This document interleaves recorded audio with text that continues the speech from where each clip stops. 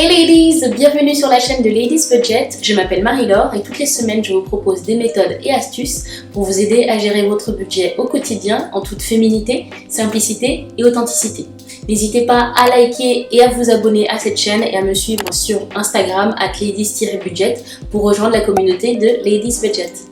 La vidéo d'aujourd'hui va concerner la clôture de mon budget du mois de février 2021. Donc le mois de février, comme je vous expliquais dans ma précédente vidéo, mon bilan mi-février, le mois de février a été assez particulier et du coup j'ai encore eu des dépenses imprévues qui sont arrivées la semaine dernière et pas plus tard qu'il y a 2 jours. Donc comment vous dire que mon compte en banque a eu un peu mal, hein. Mais ça va, je m'en sors plutôt bien pour le coup malgré toutes les dépenses que j'ai eues. Du coup je vais vous faire un petit résumé avant de passer sur mon ordinateur pour vous montrer le détail. Donc il y a 3 catégories principales dans lesquelles j'ai eu un dépassement au niveau de mon budget. Donc au niveau des courses alimentaires, comme je vous disais dans la précédente vidéo, j'ai eu de la famille qui est venue le week-end dernier. Donc mon budget alimentation a augmenté un peu, mais ça pour le coup c'était pas grave parce que ça m'a permis de stocker pour le mois et du coup j'ai fait plaisir à ma famille, c'était le principal. Deuxième catégorie dans laquelle j'ai eu un dépassement, c'est la catégorie lifestyle. Donc comme je vous avais dit, j'avais besoin de m'acheter des vêtements et des chaussures. Là c'était particulièrement nécessaire. Donc j'ai pu les acheter ce mois-ci.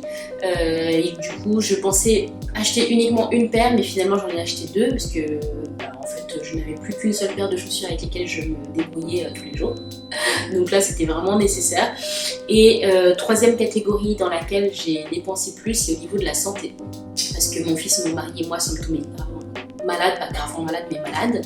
Et j'ai eu des dépenses chez les médecins et en pharmacie qui ont été assez conséquentes.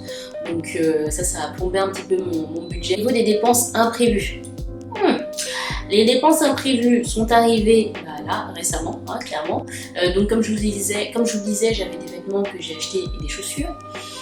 J'ai commandé des vêtements, 3 pulls sur le site de Nastigal et en fait il s'est avéré qu'un de ces pulls était horrible, super moche, hyper serré et la qualité était juste atroce, donc j'ai dû le renvoyer.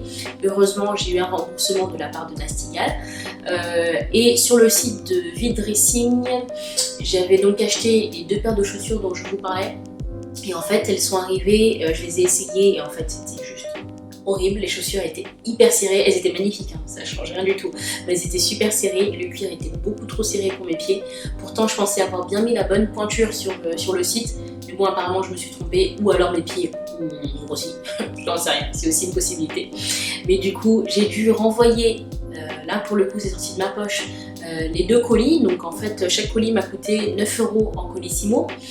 Le site m'a remboursé pour l'instant une seule paire de chaussures parce que la vendeuse l'a reçue. L'autre paire de chaussures n'est pas encore arrivée, je ne sais pas où elle est, donc j'espère que ça sera remboursé sur le mois de mars.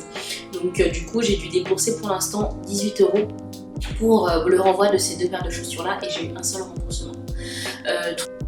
Mon PC il y a 2 jours m'a lâché, panique à bord, je vous explique même pas le délire.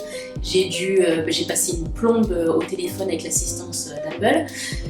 Ils m'ont pris un rendez-vous sur Paris, du coup j'ai foncé pour aller voir ce qui se passait et au final heureusement, plus de peur que de mal, il s'agissait juste de mon chargeur, donc j'ai dû racheter un chargeur Apple et comme on connaît le prix du matériel Apple, ça coûte un bras, donc j'ai dû dépenser 100 € pour racheter ce chargeur, mais je n'avais absolument pas de choix parce que mon PC c'est ma vie, c'est mon travail, c'est tout, donc j'avais pas le choix, ça a fait mal.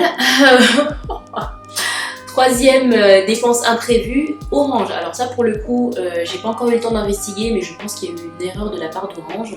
J'ai eu un débit de 87 €, enfin 2 factures qui ont été débitées qui s'élevaient à 87 € les 2. J'ai pas très bien compris pourquoi, du coup j'ai pas encore eu le temps d'investiguer, je vais essayer de le faire cette semaine si j'ai le temps, ou tout du moins début de semaine prochaine pour voir ce qui se passe. Mais bon 87 €, j'avoue c'est pas cool quoi, pour internet, déjà je paye super cher. Bon alors le service est très bien mais je paye quand même super cher, donc là du coup je vais vraiment vérifier ce qui se passe parce que là du coup ça fait déjà 2 factures qui sont plus élevées que ce que je pensais et soit les informations ne me sont pas données correctement, soit il y a une erreur de leur part, mais en tout cas ce sera vérifié début mars.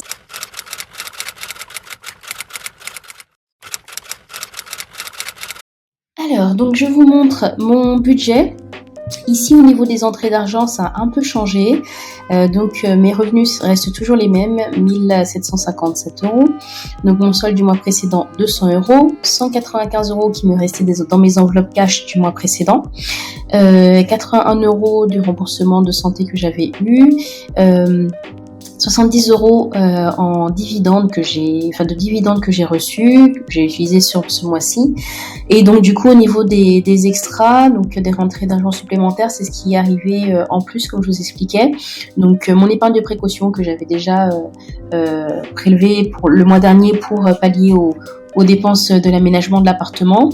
La vente de meubles, du coup cette fois-ci j'ai vendu un peu plus, donc j'avais un autre meuble à vendre et mon micro-ondes. Du coup, ces ventes-là ont eu lieu. J'ai également eu le remboursement donc de Nastigal, comme je vous disais, le pull qui ne me plaisait absolument pas. Le remboursement du meuble à chaussures qui n'est pas arrivé parce qu'il n'est plus, il est en rupture de stock tout simplement. Le remboursement de vide-dressing, donc c'est seulement une seule paire de chaussures. J'espère que l'autre remboursement se fera sur le mois prochain. J'ai pris un peu d'argent de mon sinking fund de la catégorie lifestyle d'hiver que je mets 50 € de côté tous les mois. Du coup, c'était pour ma garde-robe et là c'est venu pallier aussi aux dépenses en plus que j'ai faites au niveau de mes vêtements. J'ai pris 4 € de la petite épargne spécifique que je mets de côté pour la catégorie de mon fils, les 4 € que j'avais dépensés en plus chez le coiffeur. Donc mes extras s'élèvent à 1206 €. Franchement, ça a été vraiment, je pense, salvateur ce mois-ci pour moi parce que c'est venu vraiment m'aider à couvrir les dépenses imprévues que j'ai eues. Donc au niveau de mes dépenses, donc là ici rien ne bouge, j'ai bien mes 100 € d'assurance vie, mes 2 assurances vie qui ont été débitées, 25 € de l'épargne de mon fils qui a été débitée, les 40 € que j'avais mis dans ma tirelire en début de mois et les 100 € que j'ai mis de côté sur mon épargne spécifique. Donc là, le montant reste le même. J'avais prévu 365 €, j'ai dépensé 365 €. Pour l'appartement, j'avais planifié 111 €, j'ai dépensé 169 € en tout. Ce que je vous disais, c'est ici, donc les 87 € qui ont été prélevés de la part d'Orange. Donc là, je vous montre le détail. J'avais 42 € qui avaient déjà été débités au début de mois, et là 45 € qui ont été débités là à la fin du mois. Donc je vais investiguer ce mois-ci pour voir ce qui se passe, à quoi correspondent ces 45 € là. Je pense que c'est vraiment en trop. Et je vous avoue que Orange commence sérieusement à me saouler parce que ça coûte cher. Je paye super cher juste le téléphone, internet, et voilà. Du coup, je sais pas trop comment faire. Je pense que je vais changer d'opérateur, mais il faut vraiment que je me pose et que je prenne le temps de faire les choses bien à ce niveau-là. Et donc le reste inchangé. Netflix a bien été prélevé, Disney Plus également, Microsoft, Amazon Prime, les 4 € que je mets de côté tous les mois. Voilà, donc ici j'ai dépensé un peu plus, donc 58 € en plus que ce qui était prévu. Pour l'alimentation, ça du coup, comme je vous disais, j'ai eu des dépenses en plus à faire, donc 33 € en tout que j'ai dépensé pour acheter tout ce qui est huile d'olive, huile de noix, etc. Enfin bref, pour la cuisine. Donc ce mois-ci, j'ai dépensé 494 € au lieu des 450 € qui étaient prévus en début de mois. Donc là, je pensais faire pire, mais j'ai limité la casse, on va dire. Donc pour mon fils là, pour le coup, je suis super contente ce mois-ci parce que j'ai réussi à ne pas dépenser plus que ce que j'avais prévu pour lui. J'avais prévu 361 € en tout et je n'ai dépensé que 207 €, autant dans mes enveloppes que dans mon compte en banque. Donc ça c'est vraiment top, ça m'arrive rarement, très très rarement depuis que mon fils est né. Je crois que ça doit être peut-être le 2e mois où j'économise ici pour lui, donc ça c'est vraiment cool. Donc ça c'est le point positif pour le mois de février. Au niveau de la catégorie lifestyle, donc comme je vous disais, il y a eu des va-et-vient insensés entre les différents sites internet et du coup les dépenses qui ont été imprévues. Donc le remboursement de Nastigaz, je suis venue enlever ce qui m'a été remboursé. J'ai également été remboursée des paires de chaussures sur Vide Racing. J'ai fait un nouvel achat pour 2 nouvelles paires de chaussures sur Vide Racing. Donc voilà, en tout, j'ai dépensé pour l'instant 348 € pour ma garde-robe. Je sais pas comment ça se passait sur le mois de mars, je vous avoue. J'ai pas encore... j'ai pas vraiment calculé, mais bon, on verra bien. Ici, je suis venue ajouter donc les dépenses imprévues que j'ai eues. Comme je vous disais, les 18 € pour renvoyer les 2 paires de chaussures chez Vide Racing, donc chez les 2 vendeuses. Donc je ne serai pas remboursée de cet argent-là, c'est pas grave. Et également l'achat de mon chargeur Apple, pareil, ça m'a fait très mal. Du coup, j'ai dépensé en imprévu 118 €. Donc pour le mois de février, j'avais prévu 420 € et j'ai dépensé 610 € sur la catégorie lifestyle. On passe maintenant à l'entretien et aménagement de l'appartement. Donc j'avais prévu 850 € de dépenses et je n'ai dépensé que 458 €. Je vous avais déjà expliqué dans la précédente vidéo qu'en fait je n'avais pas pu du tout acheter mes étagères que j'avais prévues là pour ce mois-ci pour refaire ma bibliothèque parce que les magasins sont fermés. Donc j'attends, espérons que ça se passe sur le mois de mars. Du coup, tout ce qui s'est passé ici, donc là ici ça a été un peu modifié parce que mon meuble à chaussures a été remboursé. Donc je suis venue faire une petite soustraction par rapport à ce que j'avais fait engagé comme dépense. Et donc je suis plutôt contente cette catégorie-là. J'ai dépensé moins que ce que j'avais prévu. Bon, c'est pas des raisons qui me sont propres, hein, c'est des raisons qui me sont externes, mais en tout cas, c'est plutôt cool. Donc, l'argent qui reste ici, je le prévois sur le mois de mars. Espérons que tout se goupille bien. Pour la catégorie transport, ce qui a changé, donc là, c'est les 36 €, les 16 € en plus que j'ai dépensé en parking, parce qu'en fait, vu que j'ai dû aller sur Paris avant-hier pour mon PC, j'ai dépensé du coup 6 € et 8 € de parking. Donc ça fait un peu beaucoup mal, quoi. Bref, c'est comme ça, c'est des choses qui arrivent. Donc pour les 70 € que j'avais prévus, j'ai dépensé 86 € en tout.